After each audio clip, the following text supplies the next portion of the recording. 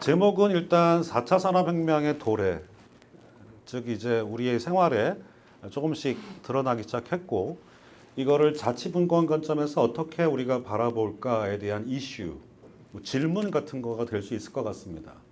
그래서 그걸 한 번씩은 여러분하고 함께 고민해 보는 거고 제가 여러분을 가르친다 생각은 안 합니다. 함께 고민해 보는 그런 시간이 될 텐데요. 이 신문의 그림이에요. 이게 카툰이라고 보통 부르는 건데요. 이게 언제 거냐면 1965년도예요. 정말 저보다 먼저 나온 거예요. 저보다 나이가 많은. 근데 그 당시의 미래를 어떻게 예견했는가에 대한 부분을 한번 보겠습니다. 먼저 전기 자동차. 지금 실현됐나요? 안 됐나요? 예, 이제 완전 생활화가 됐고 모든 아마 구청이나 공동주택의 전기 자동차에 대한 부분은 현실화됐고 저도 다음번에 만약에 구매한다면 친환경적인 에너지로 전기 자동차 생각할 것 같아요. 두 번째 소형으로 막 이렇게 전화, 이렇게 화상 통화를 하고 있는 게 보입니다. 자, 이거 실현됐나요? 네, 지겨울 정도로 그죠? 너무 지겨울 정도로 실현이 됐어요. 그리고 뭔가 원격 치료에 대한 컴퓨터를 이용한 원격 치료에 대한 것도 그렇고 태양광이나 태양열을 이용한 에너지에 대한 부분도 현실화 되었습니다. 다만 좀 안 된 거는 달나라로 지구 수학여행을 떠난다고 얘기했는데 요거만큼은 조금 어려워진 것처럼 보이지만 사실 우주 관광도 일부 계층을 위해서 현실화되고 있는 부분도 있어요. 제가 이걸 왜 보도를 드리냐면 우리가 4차 산업혁명이라고 하는 것은 약간 시차적으로 봤을 땐 미래에 대한 부분입니다. 근데 그 미래가 손에 잡히느냐 안 잡히느냐에 대한 부분인데 이미 우리의 미래 예측하는 것이 현실화됐다라는 것은 그 속도가 갈수록 빨라지고 있기 때문에 제4차 산업혁명은 미래만의 것이 아닌 현실의 문제로 내재되어 있다 이렇게 볼 수 있을 것 같고요. 두 번째는 여러분께서 좀 더 미래에 대한 예측을 하면서 개인적인 삶의 대비 또 동네 전체, 국가 전체에 대한 미래의 역할과 그리고 전망에 대한 것들도 생각해야 하는 그런 약간 불확실성의 시대 속에 있다라고 보여주시면 될 것 같습니다. 다음, 무한대의 수를 자랑하는 바둑은 고유한 인간의 사색과 그리고 고도의 지능으로 할 수 있는 거라고 생각했기 때문에 저는 그냥 일반적 회사의 이벤트 정도 생각했습니다. 자, 그런데 이게 게임이 직접 임하고 나니 첫 패배를 기록했을 때 그냥 해프닝 정도로 생각했습니다. 자, 그런데 두 번째부터 약간 불안감과 함께 이세돌은 그냥 단순한 이세돌이 아닌 인류를 대표하는 그런 위치가 되었고요. 그리고 알파고는 미래에 닥칠 AI의 위력을 바둑을 통해서 고스란히 전달받는 느낌이었고 마지막에 승리를 거뒀을 적엔 약간의 위안과 함께 무서움이 약간 엄습함을 느낄 수 있었습니다. 자, 알파고 지금도 바둑 두나요, 안 두나요? 아시는 분 있어요? 알파고 바둑계에서 바둑 두고 있나요, 안 두고 있나요? 은퇴했습니다. 네. 중국의 최고 구단도 이겨버리고요. 인간이 적수가 되지 않았어요. 그래서 알파고끼리 붙기 시작했어요. 기보라고 불러요. 보통 바둑을 둔 그 궤적을 기보라고 합니다. 하도 컴퓨터 AI끼리 둔 바둑 기보가 복잡해서 인간 프로기사가 이해하기 힘든 부분조차 있었다고 합니다. 왜냐하면 얘네들 AI의 주된 어떤 학습 능력 중에 인간보다 뛰어난 것은 딥 러닝이라는 게 있습니다. 딥 러닝, 깊게 러닝한다. 즉 인간이 10,000년 동안 습득해야 할 것을 얘네는 그저 한두 시간이면 그것을 빨아들일 수 있고 다시 그것을 베이스로 해서 두 대의 알파고가 붙게 되면 그 이상의 능력을 발휘하기 때문에 더 이상 바둑에서 줄 게 없답니다. 그래서 알파고는 사라졌어요. 자, 그런데 여기서 우리가 뭘 생각해야 할까요? 프로바둑 기사의 존재에 대한 의문, 또 하나는 인간이 갖고 있는 능력에 대한 또 다른 어떤 한계, 이런 것들 속에서 긍정적인 측면으로 봤을 때 AI를 활용한 미래는 더 풍족하고 풍부하게 활용될 수 있을 거라고 하는 긍정론적 시각이 하나 있는 반면, 또 하나는 바둑기사의 위치를 밀어낼 수 있는 AI가 갖고 있는 부정적 효과, 특히 고용과 관련된 부분에서의 대체 능력, 이것들이 좀 큰 문제로 부상하는 것 같습니다. AI가 파업합니까? 안 합니다. 효율 24시간 돌아갑니다. 지금도 BMW 자동차 생산하는 라인을 보시면 사람이 하는 거 이제 거의 사라졌습니다. 기계들이 찍어냅니다. 자, 그러면 그동안 숙련된 자동차 기능공들은 과연 자리를 유지할 수 있을까요? 아디다스 신발 생산 공장이 독일에 있다가 비용이 비싸지니까 다 중국으로 갔어요. 중국에 아주 싼 노동력으로 인건비로 생산해서 우리 신었어요. 뭐 인도네시아도 마찬가지 이런 데 갔죠. 동남아 쪽으로. 자, 그런데 최근 들어서 독일은 그 아디다스 공장을 중국에서 철수시켰습니다. 그 이유는 뭘까요? 그 이유는 AI, 공장 자동화 시스템이 드디어 신발이라고 하는 아주 미세한 그 손길이 필요한 것조차 완전 자동화가 되면서 더 이상 중국에게 인건비를 지급할 필요가 없어졌기 때문에, 그래서 아디다스 공장은 다시 본국으로 돌아갔습니다. 자, 이러한 일들이 지속적으로 반복됩니다. 자, 그러다 보면 국가 간 산업의 경쟁력, 우리 일본하고 지금 보이지 않는 치열한 전쟁하는 거의 핵심이 뭡니까? 산업적 부분에서의 핵심 테크놀로지, 소재, 기술, 이런 부분이거든요. 이런 게 되게 수직화되어 있기 때문에 더 큰 문제가 될 수 있어요. 그래서 단순한 개인으로 봤을 때의 문제, 자기의 능력을 대체해버리는 것, 또는 국가 간 경쟁에서 차지하는 국가 간의 어떤 순위 경쟁, 거기에 따른 부의 분배와 그리고 활용에 대한 것들이 큰 문제로 나타날 수 있습니다. 그리고 개인적으로 여러분들의 자녀분들의 미래는 과연 어떻게 살아가야 할까에 대한 약간 어른들로서의 어떤 대비책이 필요하지 않습니까? 전공은 뭘로 해야 하지? 직업은 뭘로 가져야 할지. 그래서 최근 들어서 어떤 그 비관론자는 이런 말을 합니다. 부모님들은 아이들의 의사 선택, 직업 선택에 대해서 더 이상 관여하지 마세요. 라고 얘기합니다. 물론 이건 좀 과장된 얘기긴 하지만 미래의 어떤 직업의 분포가 현재의 직업의 분포와 매우 다를 것이다. 라는 것은 명백한 것 같습니다. 물론 우리가 흔히 알고 있는 뛰어난 직업들, 많은 돈을 벌고 지위를 갖고 있는 것들의 흔들림은 좀 약화될 수 있을지언정 그 밑으로 포진되어 있는 다양한 직업군에 대한 부분들은 정말 어려움에 빠질 가능성이 높아 보입니다. 자, 그러면 부정적인 것만 있느냐? 그것은 아닐 겁니다. 한번 그걸 차근차근 여러분하고 함께 짚어보겠습니다. 자, 로버트. 우리 태권브이만이 로버트가 아닙니다. 이거는 보스턴 다이내믹스라고 하는 로봇, 특히 그 휴머노이드라고 해서 인간과 비슷한 로봇을 생산하는 그런 기업입니다. 이 기업에서 어떤 임무를 부여했을 때, 예를 들어서 로봇가 무슨 짐을 나르거나 또는 기획된 일을 해야 하는데 방해자가 나타났을 때 그 일을 하지 못하게 될 가능성에 대한 염두를 두고 그 방해하는 자에 대한 공격 행위까지 할 수 있는 그런 프로그래밍까지 도입되고 있는 단계입니다.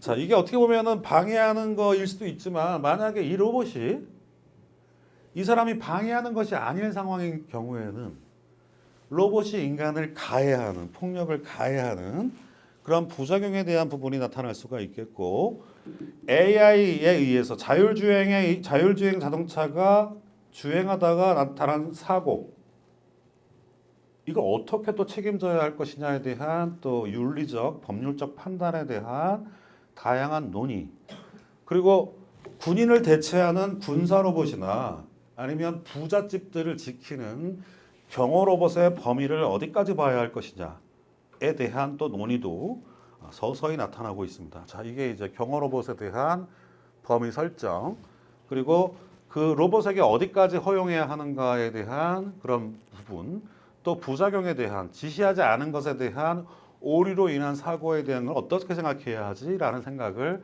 할 수 있을 것 같습니다. 자, 먼저 세상은요, 톱니바퀴로 돌아갑니다.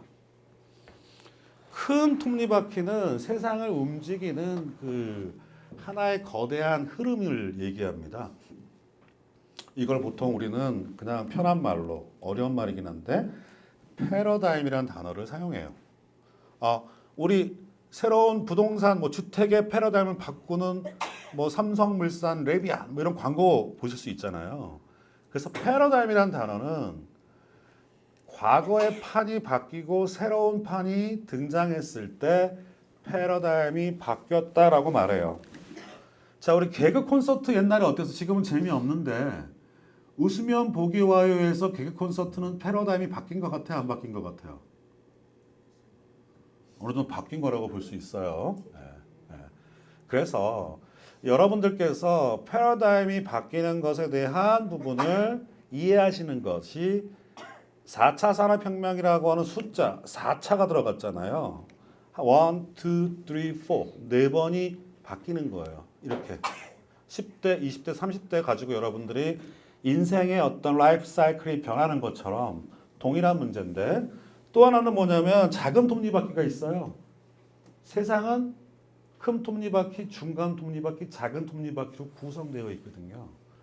자, 트럼프가 얘기하는 것은 작은 톱니바퀴일까요? 큰 톱니바퀴일까요? 정치적 부분에서 큰 톱니바퀴입니다. 큰 톱니바퀴.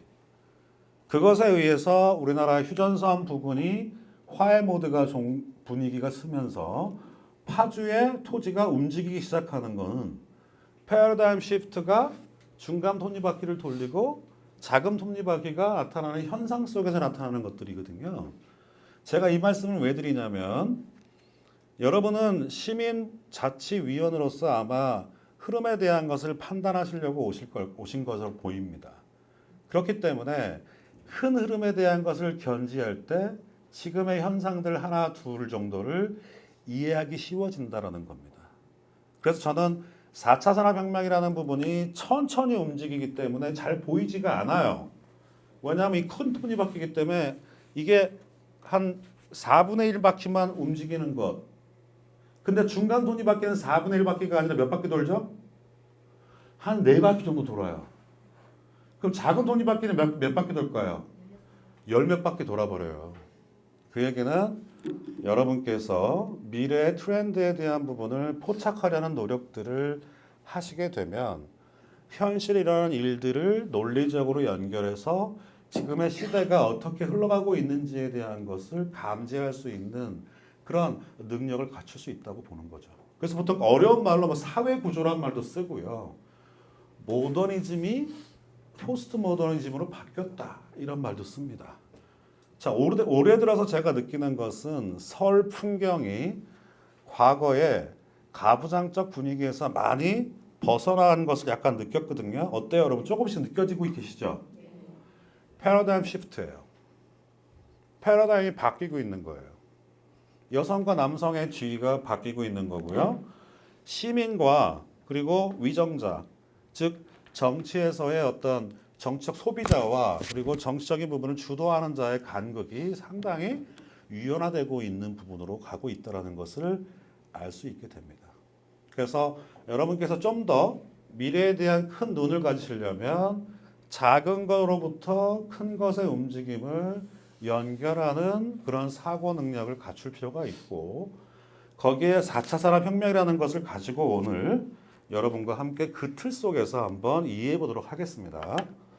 다음은 인간에 대한 부분을 이해해야 돼요. 인간은 본능적입니다. 욕구라고 하는 필요성이 있어요. 예전에는 안전과 생리적 욕구만 잘 해결하면 이것이 살기의 가장 기본적인 조건이라고 생각했고요.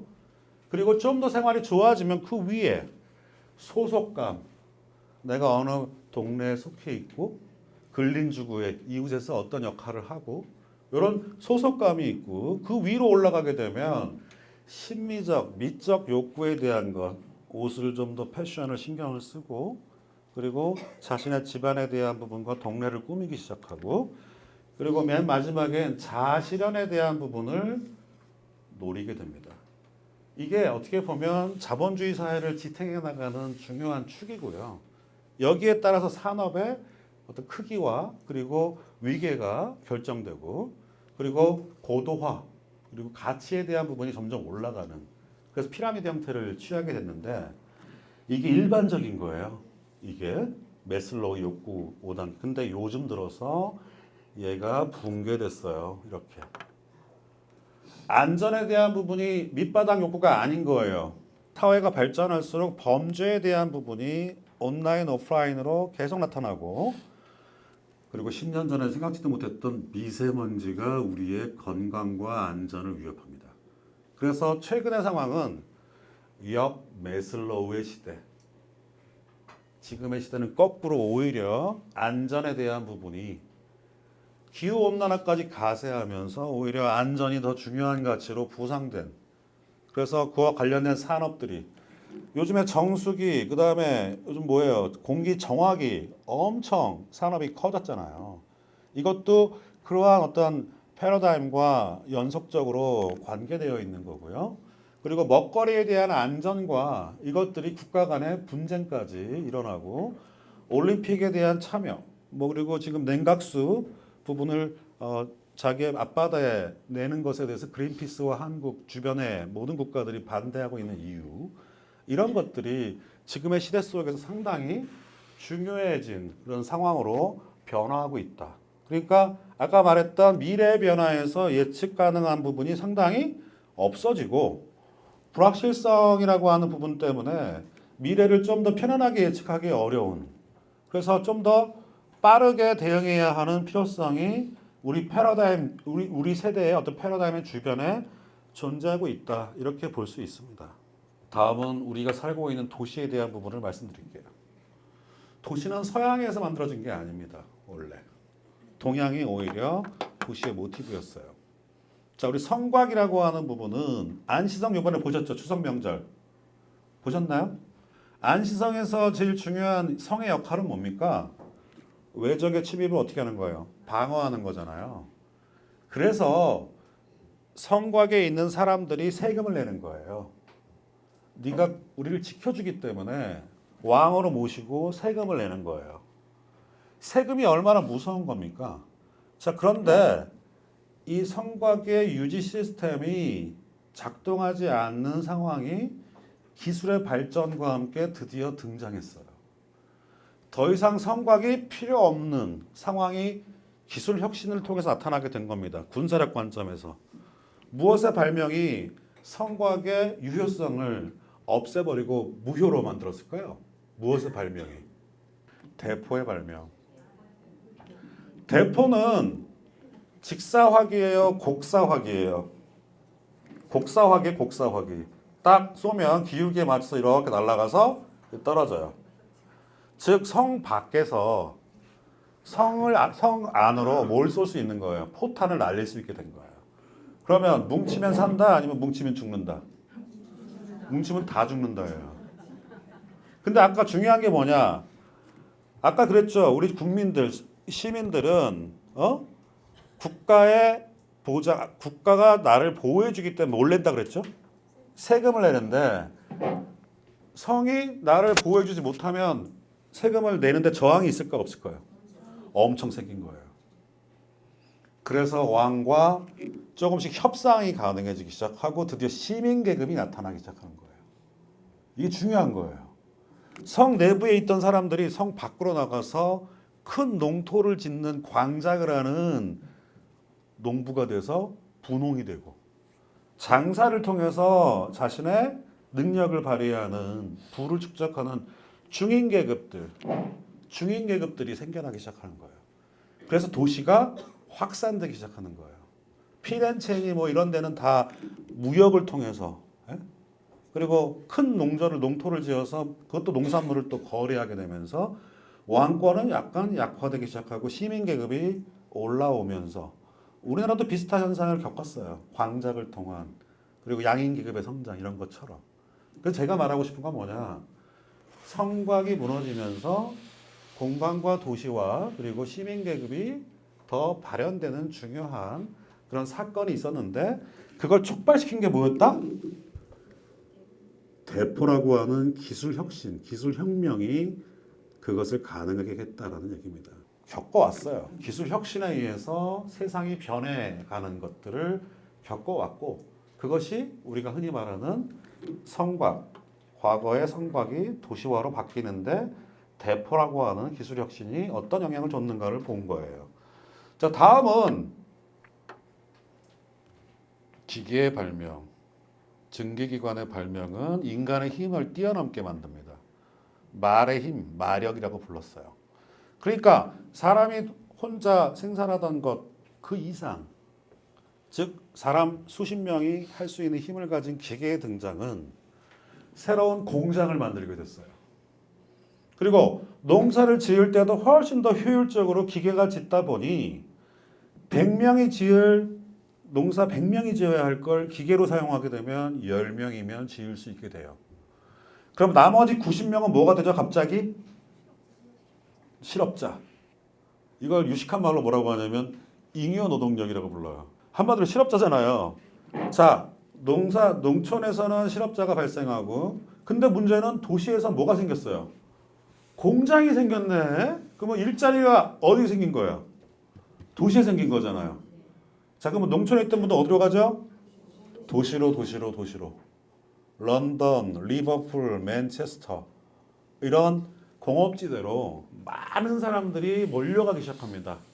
근데 문제는 사람들이 갑자기 몰려오는데 주택은 한꺼번에 공급하기가 어려워요. 그래서 이때도 부동산 개발업자가 있었어요. 저 시대에도. 그래서 제대로 지은 집이 아닌 날림 건축을 싸게 공급하는 제리 빌더라는 사람이 그 직업군이 이렇게 집을 막 지어서 공급한 거예요. 근데 인류가 경험하지 못한 많은 사람들이 한꺼번에 분뇨를 던지다 보니 위생 상태가 말이 아닌 거예요. 자, 위생 상태가 말이 아니면 어떤 병에 걸리죠? 수인성 전염병. 대표적인 게 뭐예요? 콜레라가 창궐하면서 수십만 명이 죽습니다. 수십만 명이 죽어요. 자, 그러면 제일 싫어할 사람이 누군 것 같아요? 이분들의 가족들이 물론 슬퍼하겠지만 더 슬퍼하는 사람이 있었어요. 아까 그 공장을 지은 공장 주인들은 이 많은 사람들이 죽으니까 어떻게 되는 거예요? 공장이 돌아가 안 돌아가요? 안 돌아갈 뿐더러 자신도 전염병에 노출될 가능성이 높아진 거예요. 그래서 공중위생법이라는 것을 만들어서 최초의 도시계획이 만들어지게 됩니다. 그래서 도로와 상하수도라는 것을 넣어서 노동자들이 죽지 않고 건강할 수 있는 최소한의 환경을 만드는 그런 기술 혁신을 하게 됩니다. 자, 얘는 뭐예요? 키가 크죠? 100층, 200층짜리. 얘는 갔죠? 지금 지구상에 없어요. 얘는 테러 당해가지고 사라진 쌍둥이 빌딩이고. 네. 자, 그런데 이 마천루 하나 지으면 수십만 명이 살 수 있습니다. 하나의 도시죠. 저게 가능할 수 있는 기술 혁신은 무엇이었을까요? 엘리베이터의 발명이 없었다면 100층, 200층짜리가 현실감이 떨어지게 됩니다. 빠르게 움직이는 엘리베이터의 발명이 드디어 마천루의 발명, 마천루를 만들고 그리고 새로운 수직 도시를 만들어서 토지가 좁은 도시를 구원하는 새로운 패러다임의 역사를 썼던 거예요. 쭉 얘기한 건 바로 뭐냐? 우리의 인간사는 기술 혁신과 함께 지속적으로 변화한다라는 부분이 되겠고요. 자, 그러면 4차 혁명을 향한 발걸음을 한번 가보겠습니다. 1차 산업혁명은 첫 번째예요. 즉 기계가 등장한 것은 첫 번째입니다. 즉 우리가 말하는 증기기관이고요. 증기기관의 힘으로 초기에 기계를 돌려서 직조 기술 같은 것들을 만들었어요. 그러니까 1차 산업혁명의 어떤 위대함은 뭐냐면 인간이 할 수 없는 큰 힘을 발휘할 수 있도록 해줬고 그것을 기계와 공장으로 연결했고 그리고 다리와 터널, 항만과 같은 것들을 건설할 수 있는 기반을 만들어줬기 때문에 사람들이 이동할 수 있는 연결성에 대한 기초를 쌓은 것은 굉장히 위대한 1차 산업혁명의 업적이라고 볼 수 있어요. 자, 그렇지만 얘는 아직까지 공장 자동화라고 하는 단계로 가는 데는 한참 걸리는 시기에 초기에 대한 부분입니다. 그래서 기계 발명과 초기의 자동화의 기틀을 만들었다는 것과 그리고 다리, 터널, 항만과 같은 걸 통해서 우리가 공간적 연결성에 대한 부분에 기반을 만든 부분은 1차 산업혁명이 갖고 있는 위력이다. 이렇게 볼 수 있겠습니다. 자, 2차는 1차보다 좀 더 강화된 것을 의미해요. 자, 보니까 공장들이 조금 더 달라지기 시작하고 그리고 만드는 방식도 조금씩 보니까 이게 발전돼 보이네요. 그리고 컨베이어 벨트라는 거가 나타나요. 보니까 컨베이어 벨트는 생산 방식의 혁신입니다. 사람들의 효율을 높이기 위해서 자기는 나사 조이는 사람은 나사를 혁신적으로 조이고 볼트는 볼트 자기의 역할을 전문화함으로써 회전을 빠르게 해서 생산량을 증대시키죠. 그러면 가격이 떨어져요, 안 떨어져요? 떨어지니까 자동차를 소비하던 사람이 귀족만 쓰다가 가격이 떨어지니까 누구도 쓰게 돼요? 중산층도 쓰게 되는 효과를 발휘한 거예요. 이게 위대한 거예요. 2차 산업혁명은 바로 대량 생산의 기초를 만들었다. 그 다음 두 번째는 뭐냐면 생산적 효율성에 대한 부분을 좀 더 강화해서 연결성을 더 높였기 때문에 공장 자동화의 레벨은 조금 더 올라갔다. 컨베이어 시스템은 그걸 더 얘기한다. 그래서 포드 자동차가 되게 위대한 거예요. 포드 자동차가 왜 위대하냐면 자본주의를 꽃피웠기 때문에 그래요. 그래서 우리는 그 사람의 이름을 본따서 패러다임하고 연결해서 포드주의라는 단어를 만들어요. 포드주의. 따라해 볼까요? 한번 포드주의. 네, 대량 생산, 대량 공급이라고 하는 부분을 의미하는 약간 패러다임에 대한 사회적 용어예요. 이거를 영어로 말하면 포디즘이라고 불러요. 따라해 볼까요? 포디즘. 네, 포디즘은 대량 생산, 대량 소비예요. 떠오르는 국가 어디예요? 세계에서 아주 딱 대량 생산, 대량 소비하면 딱 떠오르는 국가 어디죠? 미국입니다. 미국이 드디어 이제 전 세계에서 가장 큰 힘을 갖게 되는 계기가 2차 산업혁명을 통해서 수혜를 받게 되는 그런 입장이 되고요. 그리고 세계대전을 치르면서 더욱더 대량 생산, 대량 소비를 주도하는 부분이 커지게 됩니다. 그리고 국가 간 이동이 조금 더 편리해진 거예요. 자, 1차 산업에 비해서 2차 산업은 공장 자동화에 대한 부분이 조금 더 진전되었다. 그리고 연결성은 조금 더 커졌다. 그리고 한마디로 말하면 대량 생산, 대량 소비라고 하는 부분. 이제 3차 산업혁명으로 가볼까요? 3차 산업혁명 보니까 뭔가 사람들이 좀 없어졌어. 그죠?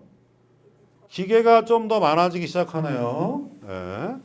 그리고 무언가 활발하게 움직이는 것처럼 보여요. 그 얘기는 뭐냐? 대량 생산에 대한 부분보다는 오히려 기계에 의한 자동화라고 하는 부분. 즉 사람이 없어도 사람이 하던 역할을 흉내내는 컴퓨터라고 하는 부분이 등장하면서 자동화에 대한 속도가 훨씬 더 빨라졌음을 의미합니다. 자, 그래서 정보통신기술이라고 하는 ICT라는 것이 나타나기 시작하는 거예요. 자, 기계는 어디까지라고요? 1차, 2차는 기계 맞아요? 맞아요? 틀려요? 기계. 우리가 말하는 전통적 머신의 개념은 1차, 2차예요. 여기에 소프트웨어적 제어 기술을 가진 컴퓨터하고의 융합을 통해서 좀 더 효율적 대량 생산을 만들어내기 시작한 건 몇 차 혁명이에요?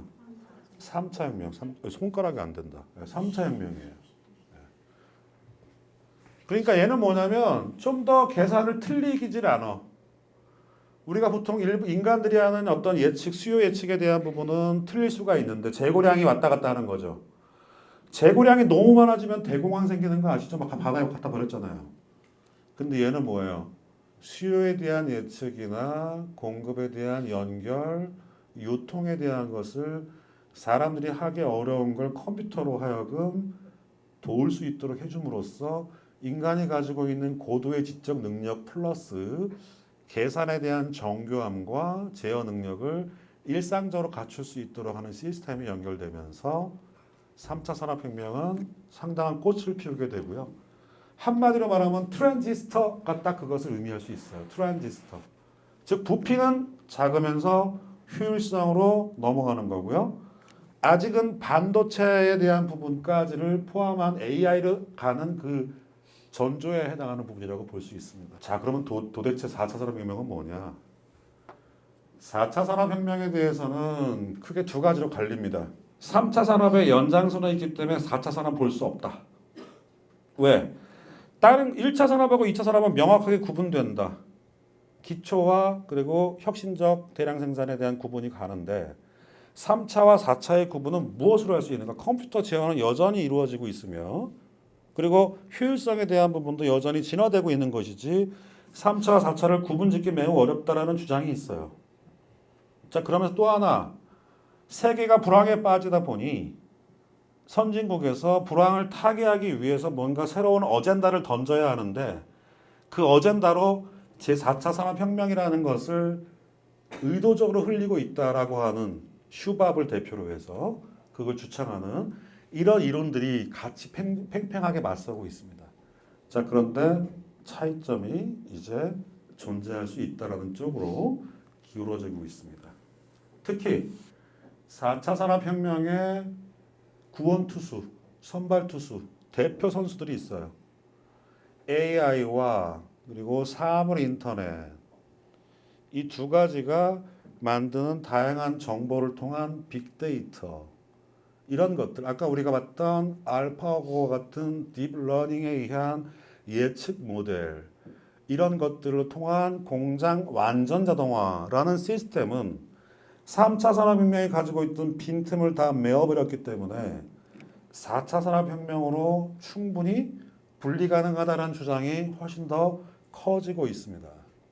거기다 생산 환경이 클라우드 시스템이라고 하는 거로 연결되기 시작하면 클라우드는 바로 뭐냐면 약간 가상의 공간 속에서 효율성이 있는 것들을 충분히 배치해서 자기 완결적 구조를 갖는 것을 의미해요. 그래서 4차 산업혁명은 극단적 자동화라는 표현을 씁니다. 극단적 자동화. 그러니까 초자동화, 슈퍼자동화를 의미합니다. 그리고 여기는 어떤 것이 있냐면 예를 들어서 우리 BMW 자동차를 한번 예를 들겠습니다. 요즘은 자동차에 대한 수요가 그냥 사람들을 통해서 구전으로 가는 게 아니에요. 저도 자동차를 주문해봤습니다, 작년에. 그랬더니 대기번호가 생기더라고요. 이 대기번호는 센터에서 관리를 합니다. 이 정보가 리얼타임으로 독일의 본사에 전송이 됩니다. 그러면 극동아시아 지역에 있는 전체 수요량이 얼마인지가 표시가 되고요. 이게 바로 생산 라인으로 연결이 바로 되면서 소재 부품과 공급에 대한 의사결정을 리얼타임으로 결정하기 시작한다는 게 큰 차이가 있는 겁니다. 즉 기업에서 가장 효율적인 부분은 뭐냐? 자원을 최대한 활용해서 그것을 재고 없이 완판하는 것이 가장 큰 부분의 성장 모델입니다. 근데 이 리얼타임으로 온라인으로 수요에 대한 부분을 체크해서 공급을 바로바로 하는데 그게 공장 자동화를 통해서 이루어진다면 가장 효율적인 시간과 자원의 활용으로 생산자와 소비자를 연결해서 BMW라고 하는 회사의 가치를 높이는데 최적화된 시스템으로 작동할 수 있다는 거죠. 이게 무서운 겁니다. 그래서 4차 산업혁명은 그 연결성에 대한 부분의 자동화 레벨이 가장 높은 슈퍼, 극단적 자동화라고 하는 부분으로 갈 수 있겠고요. 그리고 공유 경제라든가 그리고 온디맨드 경제 아까 제가 말한 온라인 리얼타임으로 알 수 있다라고 하는 부분들 여러분이 자동차 기다릴 때 버스 기다릴 때 딱 1분 후 30초 후 나타난다고 했던 이 모든 것들이 그러한 리얼타임에 기반으로 한 체제로 바뀌었음을 의미합니다. 앞에서 말씀드렸던 아디다스 공장이 전 세계의 운동화 수요를 측정해서 바로바로 공급을 해줌으로써 자신들의 가치를 높일 수 있도록 해주는 부분들이 바로 그러한 것이 되겠고요. 인터넷에 대한 사물 인터넷은 존재하는 모든 것에 대한 데이터를 발생시킬 수 있습니다. 자, 그래서 정리해 보겠습니다. 1차 산업혁명은 농경사회에서 산업사회로 아까 제가 말한 맨체스터에서 막 했던 도시화로 가는 산업사회에서 정보사회로 넘어갈 때 2차 산업혁명이 깔리게 되고요. 정보사회에서 이게 3차 산업혁명 컴퓨터를 기반으로 한 것이 4차 산업혁명이라고 하는 소프트웨어 중심으로 넘어가는 일련의 과정들을 쭉 연결해 준 겁니다. 그러니까 얘가 쟤하고 완전 관련이 없는 게 아니에요. 얘가 계속 진화시키는 거예요. 한 단계씩 진화시키면서 새로운 발전 과정으로 변해가는 것을 보여주는 거죠. 마치 오스트랄로피테쿠스가 다시 호모 에렉투스로 거쳐 마치 호모 사피엔스나 이런 거로 진화하는 것처럼 일련의 어떤 그 흐름 그게 뭐였냐면 아까 대량 생산에 대한 부분에서 초기냐 아니면 성숙이냐 아니면 극단적 대량 생산이냐 이런 부분하고 연결이 됐었고요. 연결에 대한 부분도 연결성에 기초가 있느냐 아니면 더 많이 확장되었느냐 전 세계로 확장되어서 요즘은 저는 그 미국에 있는 친구들이 또는 아는 분들이 카톡이나 뭐 온라인 메신저로 하는 거 반갑지가 않아요. 옛날엔 너무 반가웠어. 미국에서 날라오니까. 근데 이제는 리얼타임으로 다 연결되기 때문에 연결에 대한 부담감이 거의 사라져버린 시대가 돼버렸습니다. 이런 것들이 아마 4차 산업혁명에 대한 부분으로 갈 수 있는 거라고 보겠고 인문사회적 부분을 보겠어요. 1차 산업혁명은 인간의 노동을 기계가 대신했다는 의미가 있어요. 2차 산업혁명은 인류의 노동, 즉 우리가 하는 큰 노동들을 대량 생산이 대체해버림으로써 인류가 좀 더 편안한 삶을, 안락한 삶을 가질 수 있게 되었어요. 그리고 개인의 사고 중에 특정 부분을 컴퓨터가 대신함으로써 복잡한 수식과 주파단을 튕기면서 수학적 부분에 대한 고민의 시간을 세이브할 수 있는 기회를 갖고 더 깊은 사고를 할 수 있도록 해줬어요. 여기까지는 좋았는데 4차 산업혁명에는 바로 뭘 대체했느냐? 인류의 고유 영역이었던 사고 능력까지도 인공지능이 대체할 수 있다라고 하는 부분이 다른 것과 좀 달라진 거죠. 복잡한 수식에 대한 계산을 잘하는 거를 우리 천재라고 불렀어요, 옛날에. 암산으로. 근데 중요한 게 아니죠. 왜? 그것은 단순한 수학적 계산일 뿐 철학과 사상, 사고의 높은 수준의 결과물은 아니었어요. 그래서 안심할 수 있었어요. 이때까지만 해도. 근데 인공지능은 그 부분에서의 위험성을 여전히 노정하고 있는 거죠. 그래서 제가 타임즈인가요? 한번 카툰 그림을 하나 봤는데 너무 충격적이었어요. 그 그림엔 뭐가 등장하냐면 기계들이 뛰어가면서 기계들이 모여서 뭐 하고 있냐면 공부하고 있어. 기계들끼리 막 딥러닝. 사람들은 뭐 하고 있냐면 휴대폰 들고서 계속 휴대폰 보고 가는 거예요. 저는 그 사진이 어떻게 보면 지금 현재 우리가 가지고 있는 사회적인 부분에서의 의미를 좀 함축하고 있지 않은가 생각을 해보게 되고요. 그렇지만 중요한 정치 사회적 의미가 있어요. 뭐가 있느냐? 중앙 집권적 부분으로 탈피할 수 있도록 해주는 부분이 생겨날 수 있어요. 퍼스널 컴퓨터, 핸드폰은 의사결정에 모든 사람이 참여할 수 있고 이것은 통제할 수 없는 영역이 되었고 지금의 매스미디어도 다양한 온라인 미디어가 다양한 여론을 형성하면서 사회를 이끌어가고 있어요.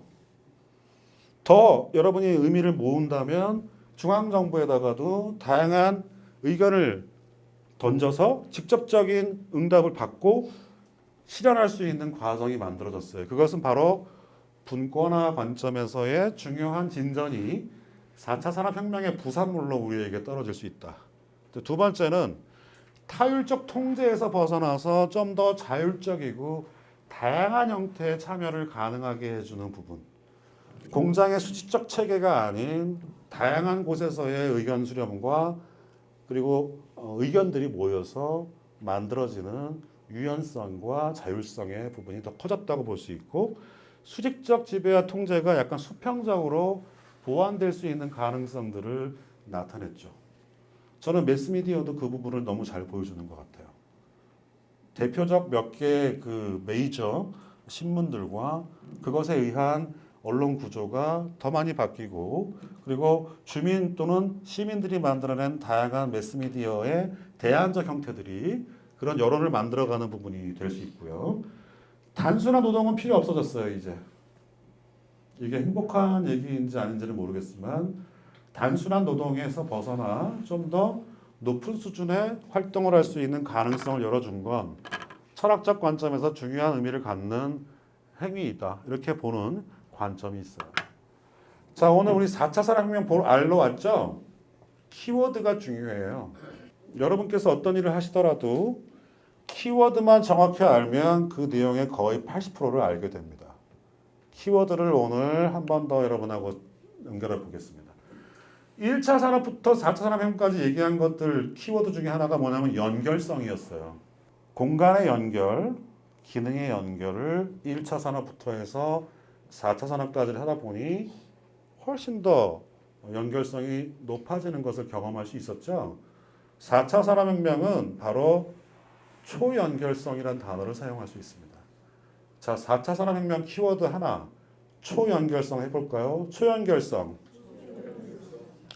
두 번째는 뭐냐면 기계는 생각하지 않지만 조금씩 대량 생산에 대한 효율성을 추구하는 과정 속에서 제어에 대한 부분이 발전하다 보니 지능화에 대한 부분이 생산성과 함께 연결되기 시작했어요. 그리고 4차 산업혁명은 AI라고 하는 것을 만나면서 더욱더 생산성이 높아졌어요. 그래서 두 번째 키워드는 지능화입니다. 지능화. 자, 두 번째 뭐라고요? 지능화. 예. 첫 번째 뭐였죠? 연결성. 공간뿐만 아니라 기능에 대한 걸 포함하는 거예요. 두 번째는 지능화에 대한 레벨이 커진 거예요. 세 번째는 뭐냐면 자동화예요. 1차 산업부터 해서 2차 산업, 3차 산업, 4차 산업부터 쭉 올라가는 그 레벨이 자동화에 대한 부분을 진화시키는 과정으로 이해할 수 있었다는 거죠. 그래서 이 세 가지 키워드가 4차 산업혁명의 중요한 요체예요. 첫 번째 뭐라고요? 연결성. 두 번째 뭐라고요? 지능화. 세 번째 뭐라고요? 자동화. 이 세 개는 오늘 여러분께서 핵심 키워드로 가져가시고요. 이 위에 보니까 뭐가 나오냐면 사물 인터넷, 빅데이터, 인공지능, 로봇, 3D 프린팅. 여러분 많이 들었던 얘기들 있죠? 얘네들이 바로 얘네들의 부하들이에요. 연결성과 지능화와 자동화를 이렇게 실현해주는 부하들이야. 얘네들을 이용해서 자동화, 지능화, 연결성을 실현하는 부분이에요. 그러니까 제 친구들입니다. 그러니까 즉 얘가 훨씬 더 중요하고요. 얘 위에 게 바로 그것을 실현해주는 참모들인 거예요. 자, 그래서 이 부분을 잘 이해하시면 될 것 같고요.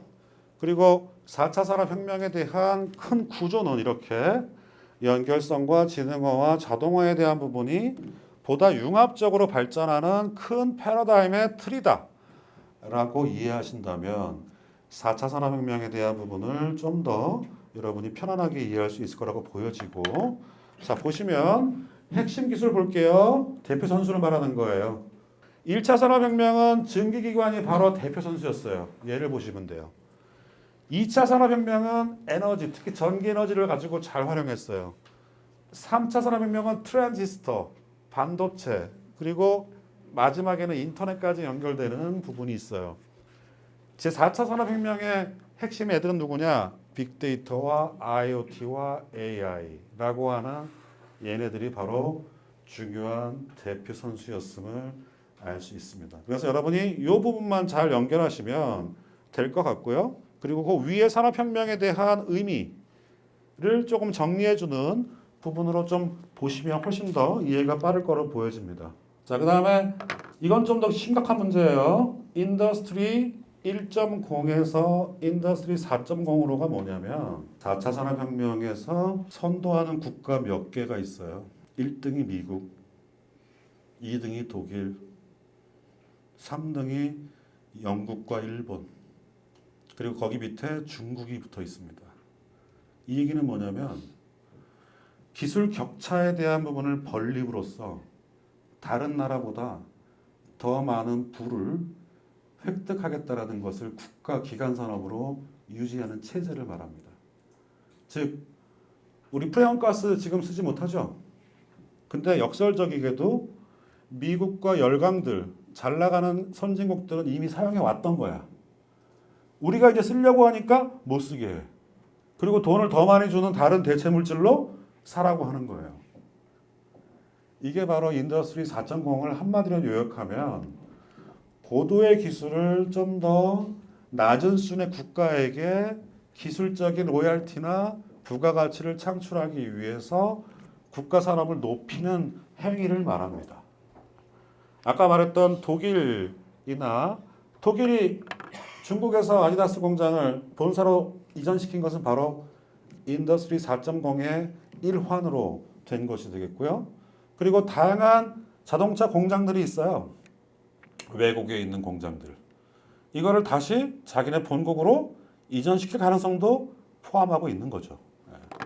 그래서 4차 산업혁명에 대한 부분을 잘 만들어내는 그런 시스템과 그것에 의한 국가적 산업의 격차는 국가의 부하고 연결될 수 있고 또는 새로운 잘 사는 나라, 못 사는 나라의 어떤 종속화 현상 그리고 마치 우리가 잘 사는 것과 못 사는 계층이 너무 많이 벌어진 사회를 비판하듯 전 세계도 잘 사는 국가와 못 사는 국가가 너무 획일화될 수 있는 양극화될 수 있는 가능성을 또 내포하는 것이기 때문에 그 부분에 대한 혁명적 기술을 국가 차원에서 양성하려고 하는 노력들을 엄청 벌이고 있는 거죠. 그 중에 하나가 뭐냐면 로봇 공학과 무인 운송 시스템 그리고 3D 프린팅 같은 것들이 있어요. 무인 운송 시스템은 앞으로 더 커질 거예요. 여러분 온라인 쇼핑 엄청나게 하시죠? 백화점이 망해요. 그래서 소매업종 계속 문 닫아요. 근데 승승장구하는 것은 어디냐? 아마존이나 이런 온라인 마켓은 커지고 있어요. 그래서 앞으로 이러한 추세는 더 강화되다 보면 운송 시스템의 혁신이라고 하는 부분이 바로 필요해요. 더군다나 요즘에 주부들은 어떤 거 신송 배송해가지고 새벽에 받아야 안 받아요? 이거 큰일이야. 완전 시간을 혁신적으로 개혁해버렸어요. 그래서 앞으로 유망한 부분 중에 하나가 무인 운송에 대한 부분을 유통과 연결하는 것. 자율주행하고 연결하게 되면 더 빠른 콜드 체인 시스템이나 무사고의 초효율적인 그런 배달 시스템이 완성되겠죠. 이런 것들이 이제 더 연결되는 거예요. 그래서 이걸 도시에 구현한 게 스마트 시티라고 하는 부분으로 만들어지는 그런 그릇이 될 수 있고요. 사물 인터넷과 블록체인 시스템은 여러분이 가지고 있는 지적 재산이나 보안성에 대한 부분을 강화하면서 새로운 사업 유형을 만들어낼 수 있습니다. 특히 부동산과 관련된 재산, 본인이 가지고 있는 타인에게 들키고 싶지 않은 본인만의 다양한 지적 재산권과 그리고 다양한 유가 증권들을 관리할 수 있게 되고요. 그러면 우리가 흔히 말하는 보이스피싱과 같은 아주 원초적이고 밑바닥스러운 그런 일들이 우리에게 일어나지 않을 가능성을 높여주는 부분이 될 수 있고 그리고 생물 분야에서 혁신은 여러분에게 새로운 유한의 삶을 좀 더 무한의 삶에 가까울 수 있는 바이오의 혁신을 이룩할 가능성을 높이고 있습니다. 자, 그래서 다양한 측면에서 예측을 하는데요. 이게 아까 말한 클라우드 시스템이에요. 사람 거의 없어요. 전 세계에 있는 수요를 받아들여요. 그리고 그것을 이용해서 생산량에 대한 부분을 결정을 하고 만들어진 그 제품들을 가장 빠르게 소비자에게 공급하는 시스템을 스스로 연결시킵니다. 사용 후 후기는 고객의 니즈를 반영해서 다음 생산에 반영할 수 있는 시스템을 갖춰서 클라우드 시스템은 생산의 효율성을 가장 유연화하고 지능화해서 긍정적 부분에서는 소비자의 만족과 가치를 높일 수 있는 시스템으로 볼 수 있으나 고용적 측면에서의 위험성은 여전히 내포하고 있는 것으로 볼 수 있습니다. 자, 아까 인더스트리 4.0은 국가 간 산업 경쟁이 전쟁 수로 치닫는 거라고 말씀드렸고 미국이 1등, 독일이 2등, 그리고 한국은 아주 이제 도전하는 그런 관점으로 진행되고 있다라는 부분이고 이것은 4차 산업혁명에서 앞서가는 국가가 되겠다라는 의지를 표현하는 겁니다. 그래서 지금 우리나라가 앞으로 가야 할 부분은 인공지능과 증강현실 그리고 의료 분야 최종적으로는 스마트 시티 그리고 현재 직면하고 있는 미세먼지에 대한 부분과 에너지 자원화에 대한 부분들을 일단 던져놨어요. 그래서 그 부분이 중요한 요소가 될 수 있을 것 같고요. 그리고 인더스트리 3.0은 각각의 기업들이 따로따로 존재한다면 인더스트리 4.0이 되면 기업이 서로 뭉쳐서 새로운 융합 분야를 만들어내는 거죠. 예를 들면 자동차는 더 이상 기계 제품이 아니에요. 전자 제품하고 연결되어 있어요. 그래서 미케닉이라는 기계하고 전자공학이 붙으면 메카트로닉스라는 단어가 나와요. 그게 바로 융합 분야라고 볼 수 있거든요. 로봇도 마찬가지입니다. 그래서 그러한 분야들이 이제 새로운 산업을 이끌 중요한 요소 또는 분야가 될 것이다라고 하는 예측이 커지고 대량 생산, 대량 공급의 시대는 끝난 거예요. 왠지 아세요? 여기 써 있진 않은데 옛날 분들은 같은 공급, 즉 백인에게 하나의 스타일만 공급해도 고마워하셨어요. 지금은 라이프 스타일이 엄청나게 변했어요. 남자와 여자, 연령, 학력, 그리고 본인이 살고 있는 지역, 문화 스타일에 따라서 이제 고객들은 하나가 아니라 1인 10색으로 변했어요. 저도 평일에 나와 목금토에 나는 달라요. 저도. 주 52시간은 그러한 다양한 여러분들의 수요들을 뒷받침해주고 있어요. 그렇기 때문에 강북구는 이제 새로운 중심지로서 여가 문화의 중심지로 재생을 하는 거예요. 왜냐? 목금토에는 강북구로 사람들을 끌어모을 수 있는 새로운 중심지, 즉 문화 여가의 중심지라고 포지셔닝 할 수가 있거든요. 강남구요? 월요일날부터 수요 목요일까지는 반짝. 하지만 목요일 오후부터 저녁부터는 그 무게의 중심성이 떨어져요. 외곽으로 사람들은 빠져나가기 시작하고 중심성은 흔들려요. 저 외곽에 멀리 있는 양양 같은 경우는 옛날에는 잘 안 갔어요. 공항도 막 망한다 그랬어요. 지금은 새로운 중심지, 뭐의 중심지? 서핑 타는 친구들이 거기 있는 새로운 중심지로 목요일 저녁부터 우르르 몰려갑니다. 그 얘기는 뭐냐면 이제 다양한 소비자들을 향해서 화살을 쏠 것과 그리고 소총을 쏘아야 할 것과 그물을 던져야 할 것들을 각자 다르게 해야 됩니다.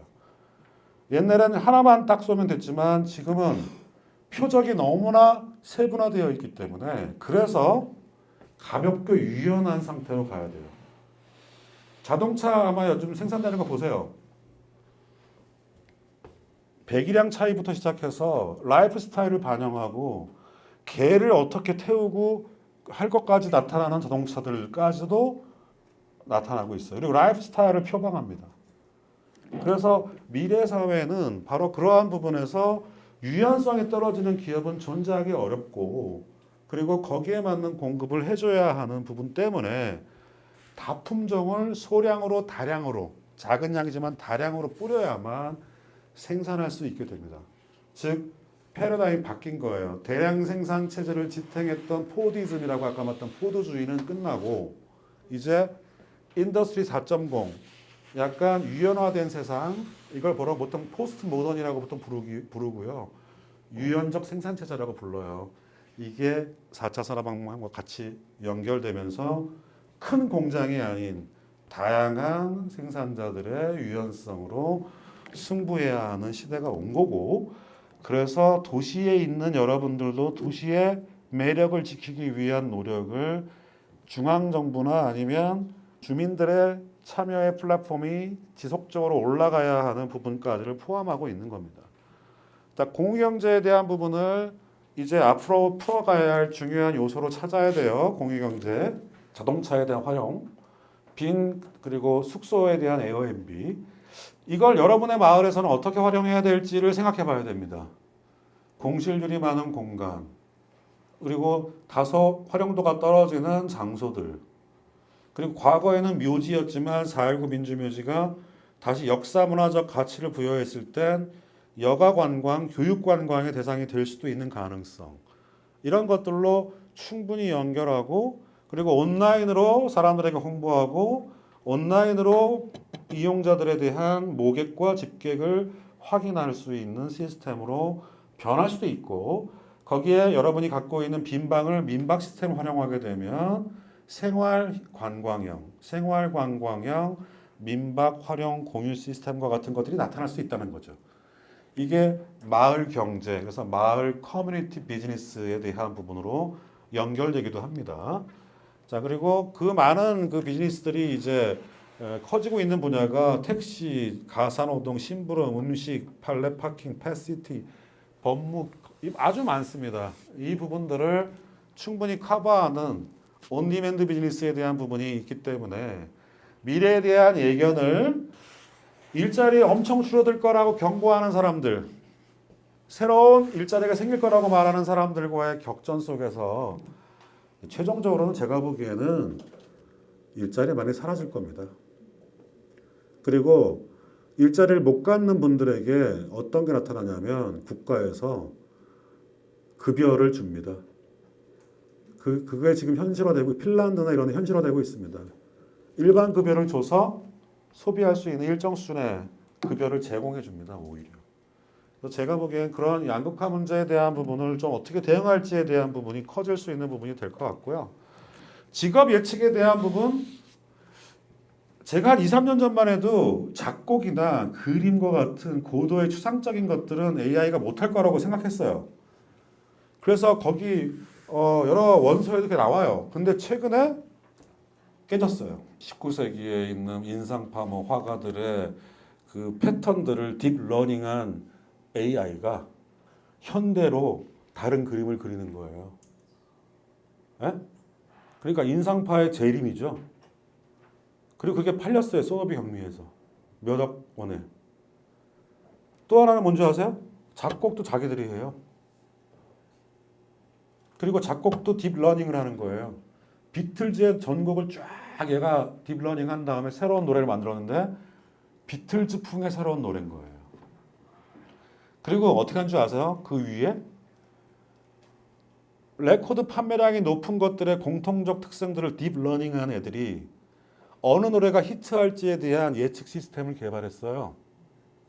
그럼 어떻게 해요?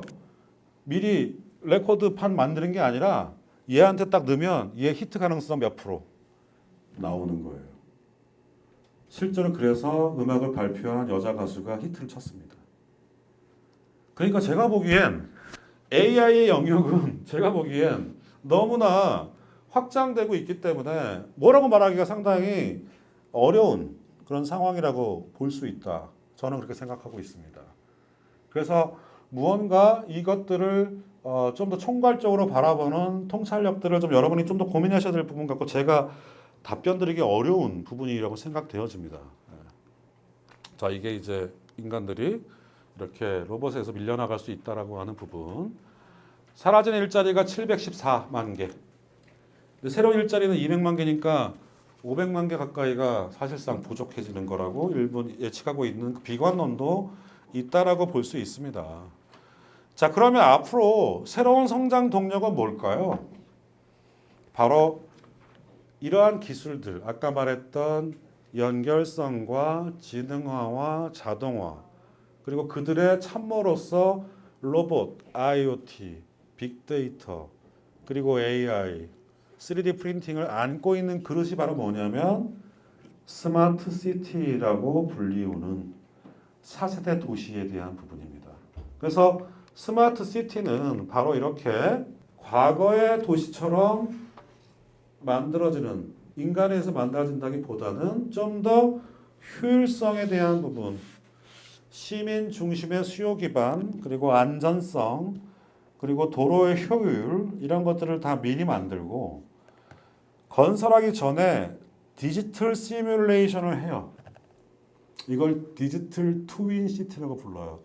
디지털 트윈 시티를 건설해서 사람들을 일종의 시뮬레이션을 하게 되면 어디 교통이 막히고 여기가 문제가 되니까 고치고 이런 작업을 반복하면서 좀 더 효과적 도시로 나아갈 수 있는 시스템을 만들어줍니다.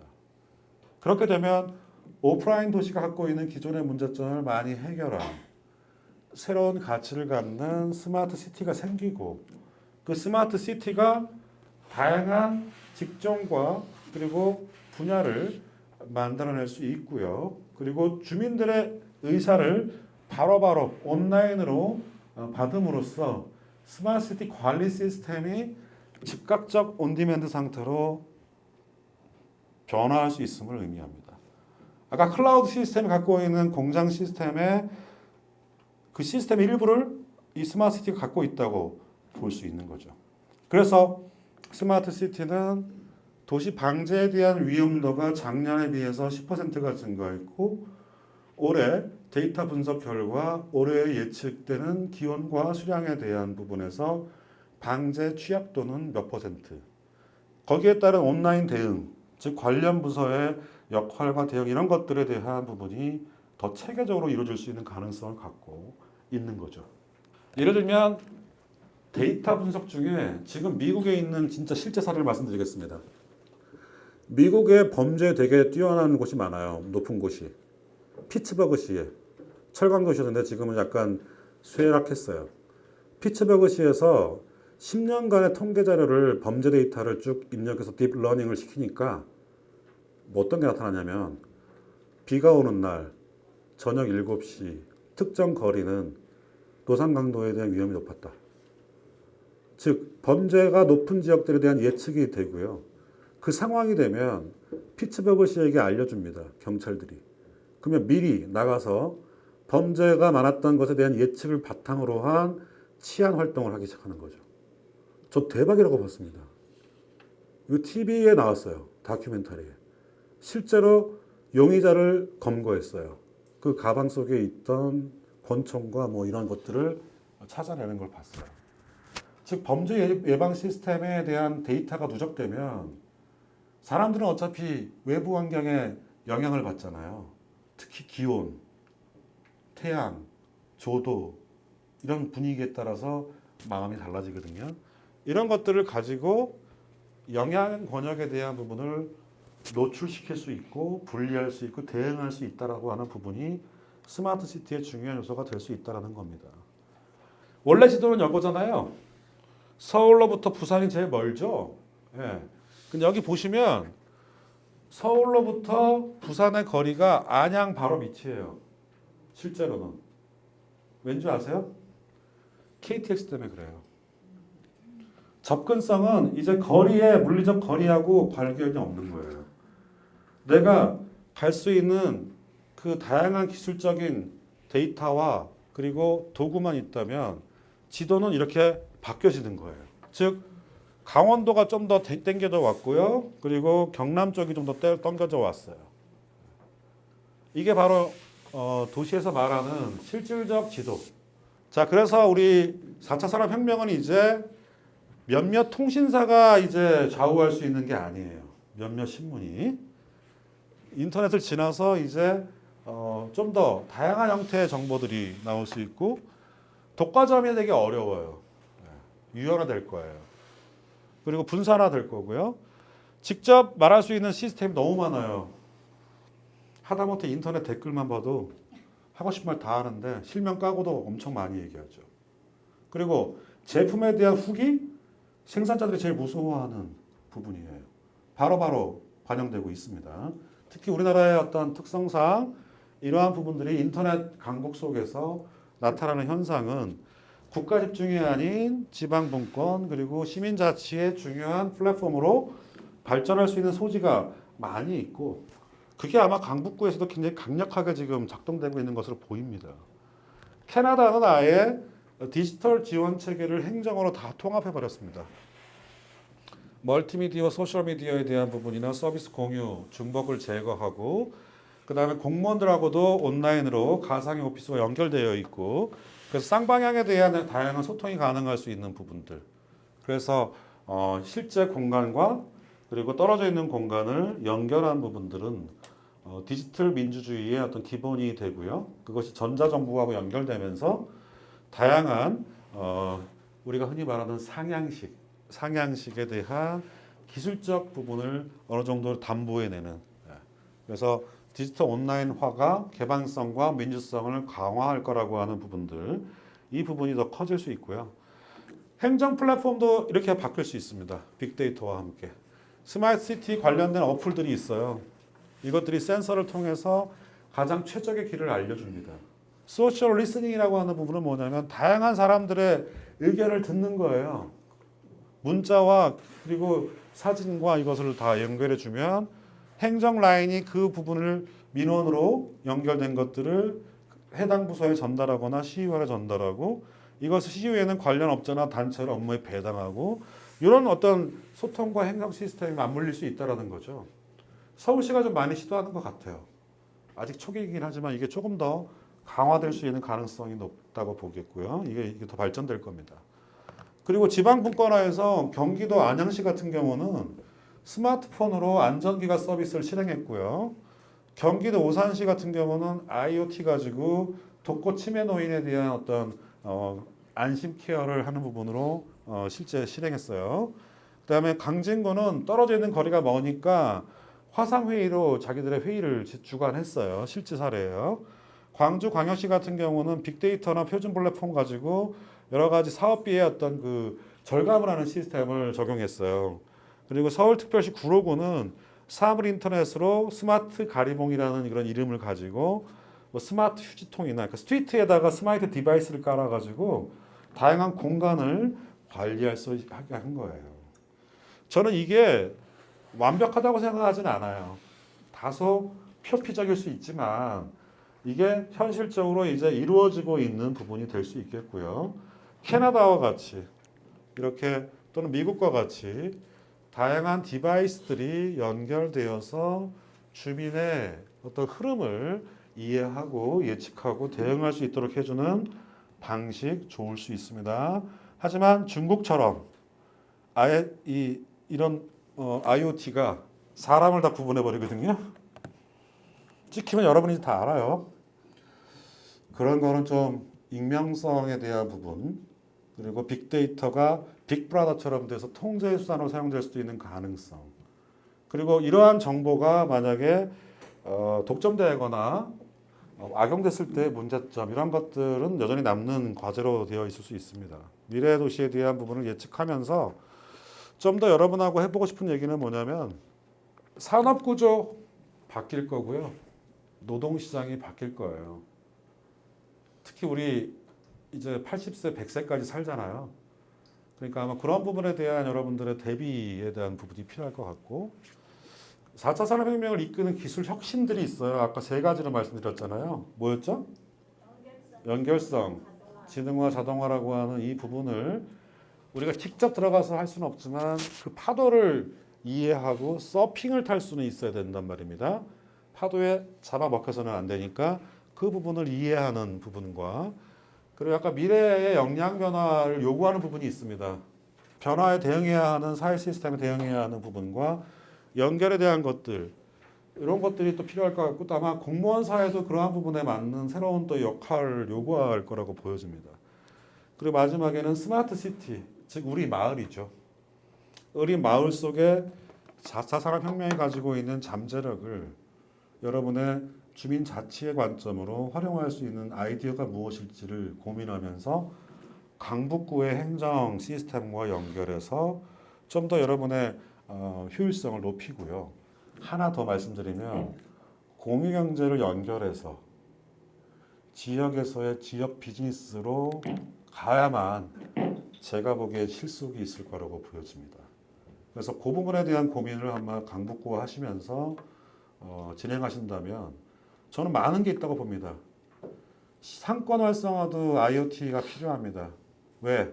사람의 집객이 어떻게 움직이고 분산되는지 알아야 되고요.